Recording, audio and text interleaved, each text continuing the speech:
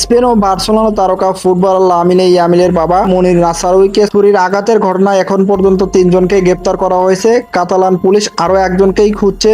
Spain সংবাদ মাধ্যমে লা ভ্যানগার্দিয়া জানিয়েছেন, কাতালোনিয়ার মাতারো অঞ্চলে ছুরির আঘাত হন নাসারাউই। নিজের পোষা কুকুরকে সঙ্গে নিয়ে একটি জায়গায় গাড়ি পার্ক করার সময় এই ঘটনা ঘটে। সঙ্গে কিছু লোকের সঙ্গে তার কথা কাটাকাটি হয়। এরপর তারাই ফিরে এসে তাকে আক্রমণ করে ছুরি মারেন। স্প্যানিশ গণমাধ্যম জানিয়েছেন, ইয়ামিলের বাবাকে একাধিকবার ছুরির আঘাত করা হয়েছে। এই মুহূর্তে মাতারো শহরে কানরুতি হাসপাতালে চিকিৎসা নিচ্ছেন নাসারাউই। গুরুতর আহত হলে শারীরিক অবস্থা বেশ স্থিতিশীল বলে জানা গেছে। তবে এই ব্যাপারে হাসপাতাল থেকে আনুষ্ঠানিক কোনো মন্তব্য করা হয়নি।